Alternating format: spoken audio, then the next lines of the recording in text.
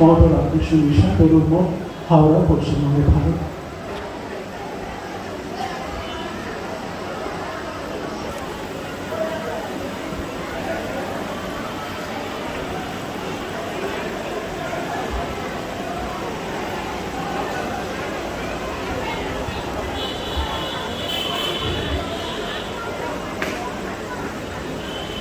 सर्वे सुखिनः भवन्तु, सर्वे सन्तु निरामयाः, सर्वे भद्राणि पश्यन्तु, मा कश्चित् दुःखमाप्नुयात्।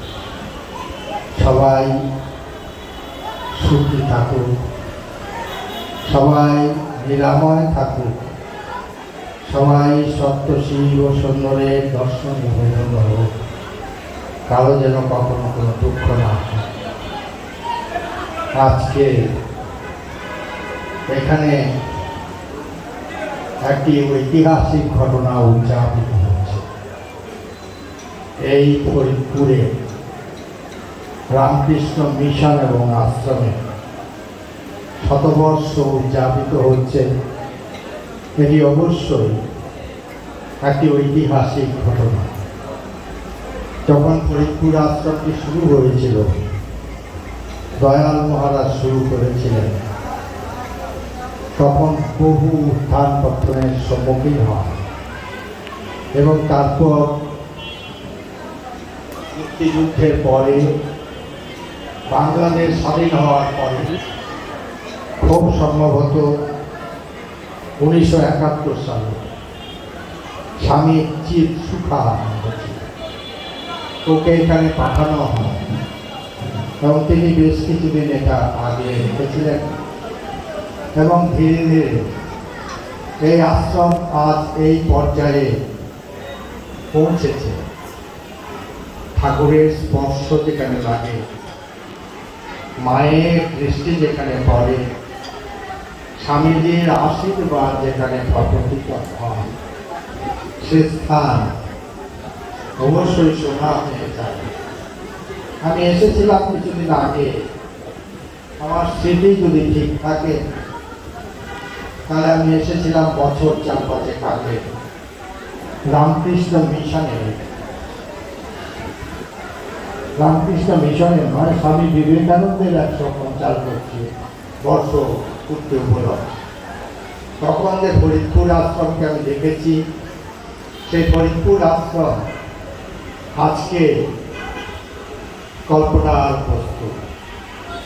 এক নতুন কলেবর, এক নতুন ছন্দ, এক নতুন ব্যাকরণ, এক নতুন ভাষা, এক নতুন বিশ্বাস, এক নতুন প্রতিশ্রুতি, এক নতুন আশ্বাস এ নিয়ে হাজির এই আশ্রমটি। আমাদের সারা বিশ্বে 26টি দেশে রামকৃষ্ণ মিশন আছে। আজকে অক্সফোর্ড ইউনিভার্সিটি রিসার্চ করছেন, গবেষণা করছেন যে 127 বছর আগে একটি সংস্থা শুরুবাত, 127 বছর আগে বহু মাল্টিন্যাশনাল কোম্পানি, বহুজাতিক সংস্থা সারা পৃথিবীতে তাদের জন্ম হয়েছে, কিন্তু অনেকেই শুকিয়ে গেছে, অনেকেই অকাল প্রয়াণ হয়েছে। কিন্তু এই যে রামকৃষ্ণ মিশন, তারা প্রফেশনাল নয়, কিছু পণ্ডিত মস্তক সন্ন্যাসী, বর্তমান প্রফেশনাল। এই সংঘ, এই সংস্থা তাকে এগিয়ে নিয়ে যাচ্ছে, শক্তি থেকে আরো শক্তিশালী হচ্ছে, সমস্ত পৃথিবীতে আজ ছড়িয়ে পড়েছে। এর কি কারণ? আপনারা সবাই জানেন যে রামকৃষ্ণ মিশন পৃথিবীর ক্ষুদ্রতম, দরিদ্রতম এবং কনিষ্ঠতম সন্ন্যাসী সংঘ।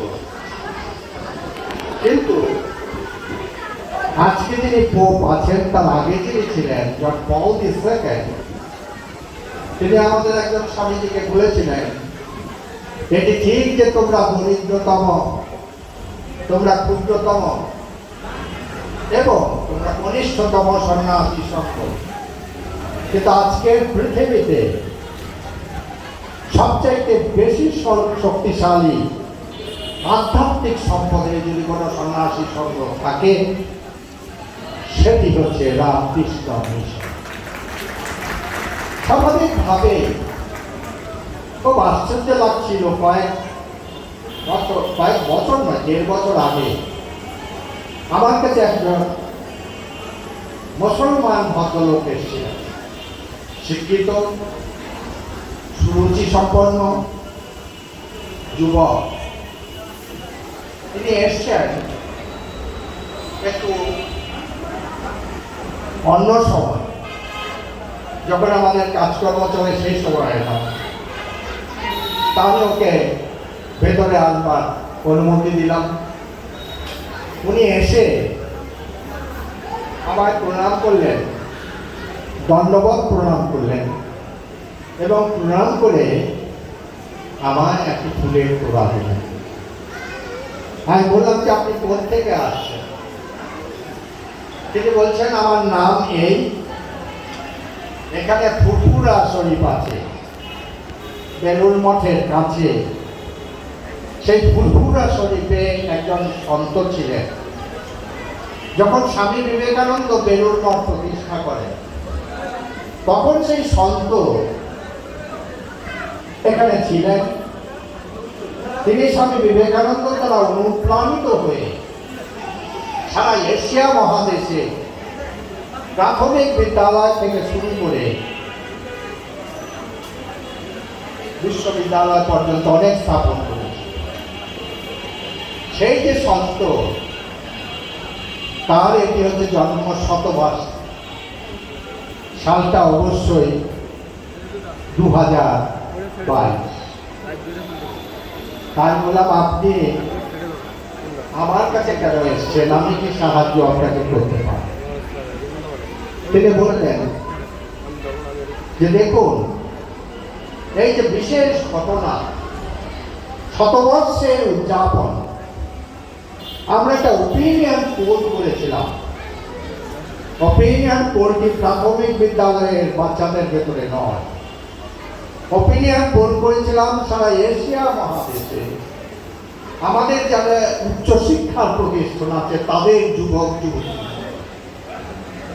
এবং তাতে আমাদের প্রশ্ন একটাই ছিল যে এই যে বিরাট উদযাপন, আপনারা অনেকে শুনে থাকবেন কলকাতার নেতাজি ইন্ডোর স্টেডিয়ামের কথা, ভেতরে 50,000 বসতে পারেন এবং ফ্রিঞ্জ এরিয়া যাকে বলে, অর্থাৎ বাইরে 50,000 লোক বসে, সেখানে তারা উদযাপন করবেন, অনুষ্ঠান করবেন। তারা একটা ওপিনিয়ন পোল করল যে সেই অনুষ্ঠানে মুখ্য অতিথি। তো ওপিনিয়ন পোলে দেখা গেল শতকরা 95% যুবক যুবতী আমাদের বলেছেন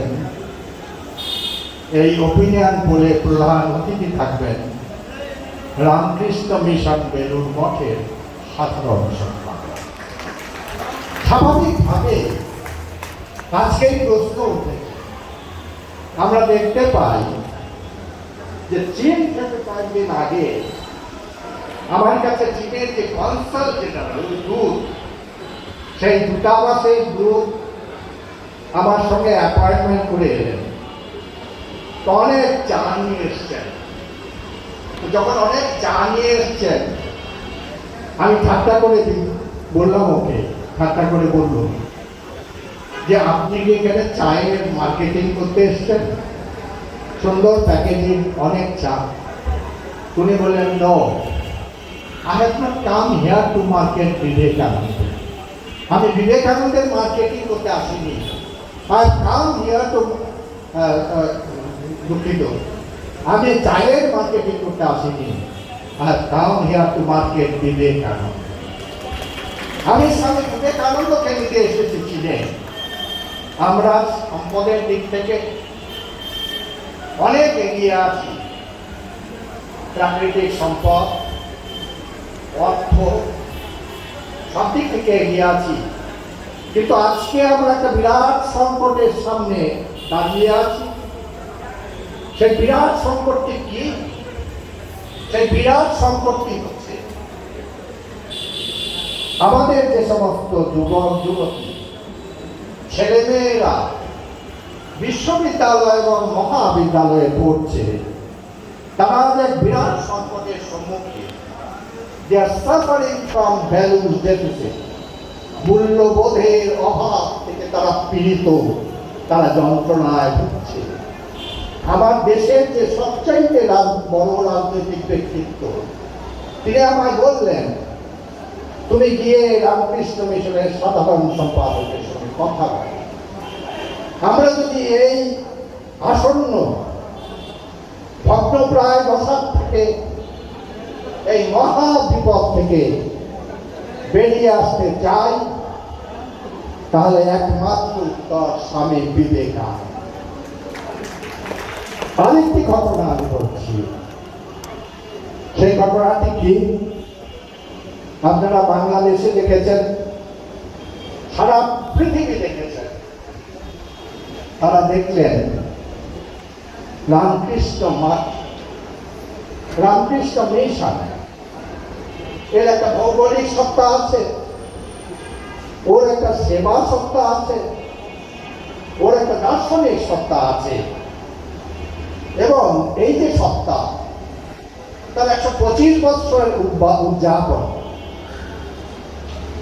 আমাকে ভারত সরকার চিঠি পাঠালেন যে 125 বছর রামকৃষ্ণ মিশনে এটি আমরা উদযাপন করি। আপনারাও বলুন, আমরা এবং আপনারা অর্থাৎ রামকৃষ্ণ মিশন এবং ভারত সরকার কাঁধে কাঁধ মিলিয়ে এটি আমরা উদযাপন করি।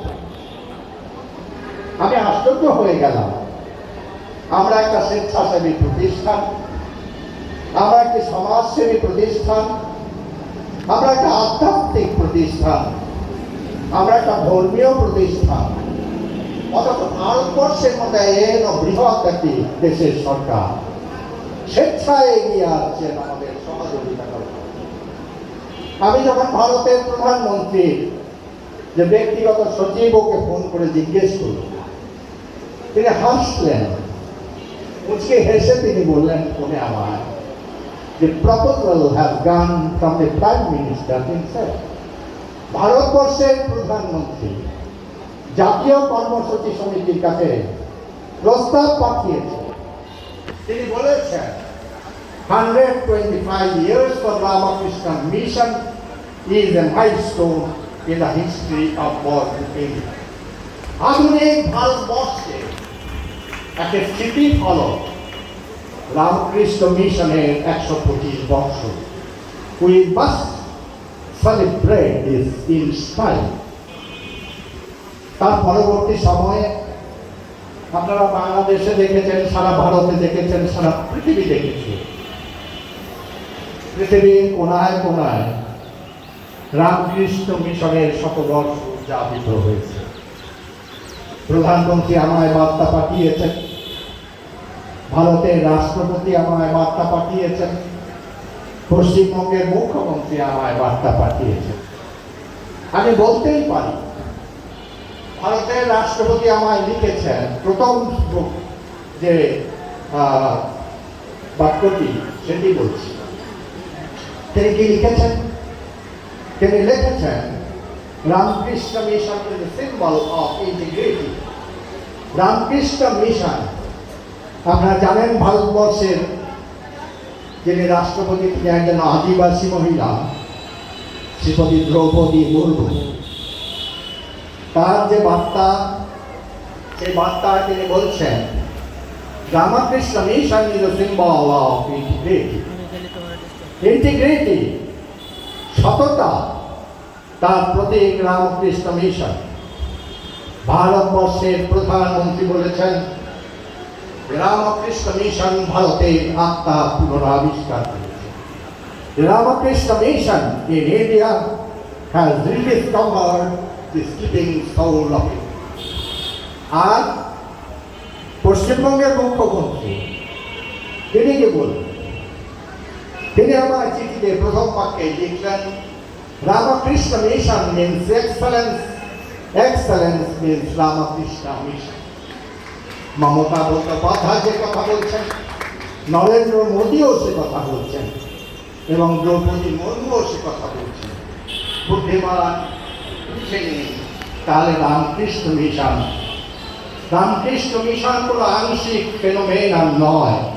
রামকৃষ্ণ মিশন সবার, রামকৃষ্ণ মিশন সার্বজনীন, রামকৃষ্ণ মিশন সার্বিক, রামকৃষ্ণ মিশন কোনো সময় বর্জন করে না। রামকৃষ্ণ মিশন অবশ্যই গ্রহণ করে, শুধু সহিষ্ণুতা নয়, তার ভেতরে রয়েছে গ্রহিষ্ণুতা।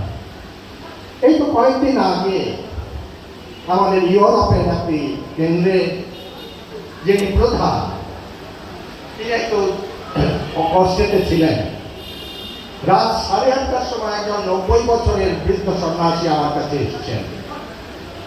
তিনি কি বলতে এসছেন? চোখে জল। সেই সন্ন্যাসী, তার চোখে জল। তিনি কি বলতে এসছেন যে আমার ভাই, আমার ভাই, আমার ভাই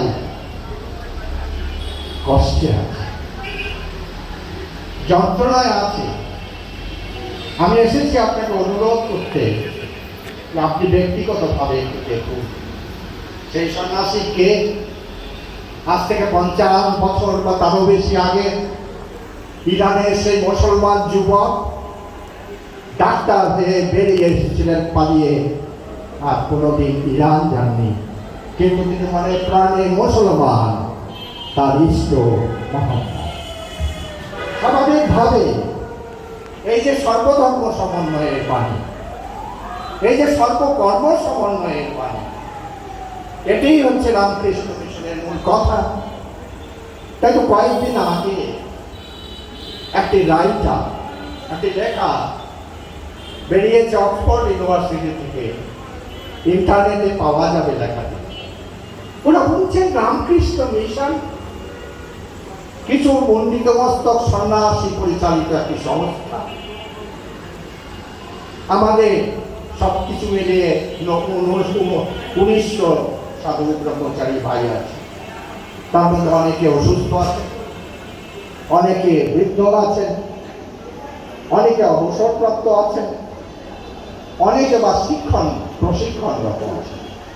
সবকিছু বাদ দিয়ে আমাদের যে টাস্ক ফোর্স যারা কাজ করতে পারে তাদের সংখ্যাটা হচ্ছে 1695।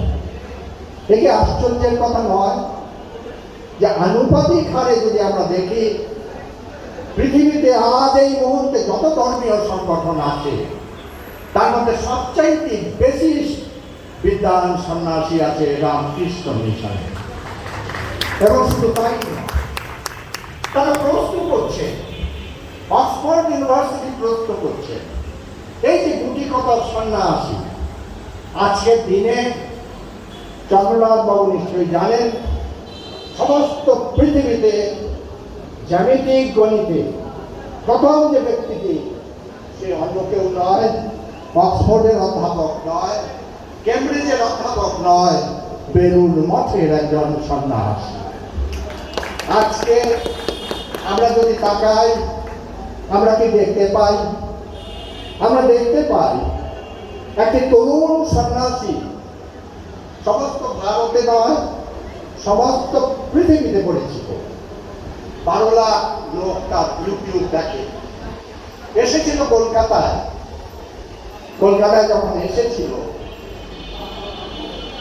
ইনস্টিটিউট অফ কালচারে তার সভা ছিল। বিকেল 6টাতে সভা শুরু হবে, বিকেল 5টাতে সব আসন ভর্তি। ইনস্টিটিউট অফ কালচারে যারা গিয়েছেন, গোল পার্কে দেখেছেন, লন ভর্তি, বারান্দা ভর্তি। এই যে বাপার প্লেস আছে মঞ্চ এবং দর্শকের পাশে, সেখানে ভর্তি। যে আরেকটা বাফার প্লেস বক্তাদের পেছনে সেটি ভর্তি, তাতে করেও যারা এসেছিলেন তাদের 60 ভাগ লোক তাকে শুনতে পেয়েছেন, 40 ভাগ লোক চলে গেছেন ইনস্টিটিউট অফ কালচার এবং বেদি ভবনের সামনে ট্রাফিক সাসপেন্ডে। সেই রাস্তা ভর্তি 8 ঘন্টার মধ্যে 5টি ট্রাফিক পয়েন্ট করতে হলো মব কন্ট্রোল করা। তারপর তিনি বললেন ওই যে 60 ভাগ লোক যারা দাঁড়িয়েছিলেন, মনবার কোনো প্রশ্ন ওঠে না, তাদের মধ্যে 60 ভাগ, শতকরা 60 ভাগ লোক থাকতে পেরেছেন, তাদের মধ্যে 60 ভাগ ছিল যুবক 18 বছর থেকে 35 বছরের মাঝে। আমার কাছে পরের দিন প্রচুর SMS, হোয়াটসঅ্যাপ মেসেজ, মেইল, ব্যক্তিগত ফোন, একই সুর। সেই সুরটি হচ্ছে আমরা ভেবেছিলাম কলকাতা মরে গেছে, কিন্তু কাল সন্ধ্যায় আমাদের নতুন করে আশ্বাস হয়েছে কলকাতা মরেনি, কলকাতা এখনো বেঁচে আছে। কারণ তিনি কোনো ইন্টারন্যাশনাল ক্রিকেটার নন, তিনি কোনো ইন্টারন্যাশনাল ফিল্ম অ্যাক্টর নন, তিনি কোনো ইন্টারন্যাশনাল মডেলও নন। তাকে দেখতে, তার কথা শুনতে, রামকৃষ্ণ মিশনের সেই তরুণ সন্ন্যাসীর কথা শুনতে সারা কলকাতা যেন একটি রাস্তা ছিল। সেই রাস্তাটি হচ্ছে ইনস্টিটিউট অফ কালচার। সেই সন্ন্যাসীর অনেক শ্রোতা আছে, ইউটিউবে হয়তো অনেকে আপনারা সেটা শোনেন। নাম হচ্ছে স্বামী সর্বপ্রিয়ানন্দ, একজন যুবা সন্ন্যাস, সেও রামকৃষ্ণ মিশনের সন্ন্যাস। আর আমরা কি দেখতে পাই? আমরা দেখতে পাই যে আজকে অক্সফোর্ড ইউনিভার্সিটিতে প্রাচ্য দর্শনের যিনি লিডার, প্রাচ্য দর্শনের যে 1 নম্বর নামটি, সেও একটি রামকৃষ্ণ মিশনের সন্ন্যাসীর নাম। তার নাম হচ্ছে অয়ন মহারাজ।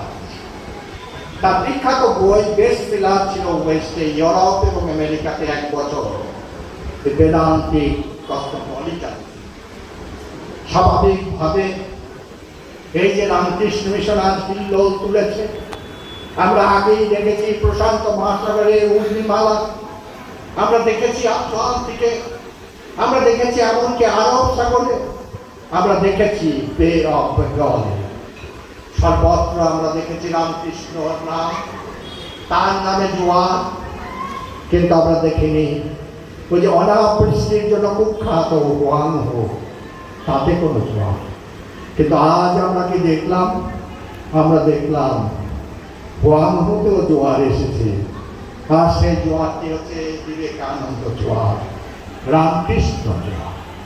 এবং সেজন্য এই যে পৃথিবী জুড়ে রামকৃষ্ণ মঠ এবং রামকৃষ্ণ মিশন, সেই রামকৃষ্ণ মঠ এবং রামকৃষ্ণ মিশন তারই একটি শাখা। 1897-তে স্বামী বিবেকানন্দ যে মশালটি জ্বেলেছিলেন বলরাম মন্দিরের বাড়িতে, বলরাম বাবুর বাড়িতে, বলরাম মন্দিরের ভবন, সেই মশাল থেকে বিভিন্ন সময়ে স্ফুলিঙ্গ বেরিয়ে গেছে। তারই একটি স্ফুলিঙ্গ এসে পড়েছিল ফরিদপুরে এই জায়গাতে, তার থেকে এটি হয়েছে। তাই ফরিদপুরের 100 বর্ষ রামকৃষ্ণ মিশনের পক্ষে গৌরবের ব্যাপার। আমি বলবো রামকৃষ্ণ মিশনের মুকুটে এটি অত্যন্ত একটি সম্মানজনক ফেদার, ইংরেজিতে যাকে ফেদার বলে, পাখা। তা স্বাভাবিকভাবেই অত্যন্ত আনন্দের কথা, গৌরবের কথা। শুধু ভারতবর্ষের জন্য নয়, শুধু বাংলাদেশের জন্য নয়, আগামী পৃথিবীর জন্য এক শুভ সংবাদ। রামকৃষ্ণ এসেছে, এক নতুন মানুষ এসেছে, যে মানুষটি দেখতে নতুন, কইতে নতুন, হাঁটা চলা, হাত পা প্রকাশ। তাই আমি অভিনন্দন জানাবো আপনাদের সবাইকে, এবং আমি অবশ্যই প্রশংসা বলবো না, কিন্তু শুভেচ্ছা জানাবো আমার অনুযোগ প্রতিম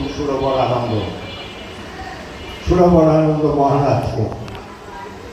কারণ আমি দেখেছি যে এই ধরনের যে র্যাডিক্যাল ইমপ্রুভমেন্ট, যাকে বলে বিপ্লব, আমি 4 বছর 5 বছর আগে যখন এসেছিলাম, তখন আমার মনে আছে আমি রান্নাঘরে খাচ্ছিলাম, পাশে দেখছি একটি কুকুর বসে আছে। এবারে যখন আমায় আমন্ত্রণ জানাতে গিয়েছিল, আমি জিজ্ঞেস করেছিলাম কুকুরটা আছে কি, তো বললো না, সব বিদায় হয়ে গেছে, এখন সে খুব সুন্দর ভবন হয়ে গেছে। তা স্বাভাবিকভাবে সুরবরানন্দর প্রশংসা না করেও তাকে আমি অভিনন্দন জানাবো, শুভেচ্ছা জানাবো, এবং ঠাকুর বা স্বামীজির কাছে আমি প্রার্থনা করবো সে দীর্ঘায়ু সম্পন্ন হোক, সে আরো ভালো কাজ করুক, আরো এগিয়ে যাক, চড়ই বেটি। তার সাথে অবশ্যই সুরবরানন্দের যারা সহকর্মী আছেন, সন্ন্যাসী সহকর্মী, তাদের জন্য রইল আমার শুভেচ্ছা, প্রাণ ভরা ভালোবাসা।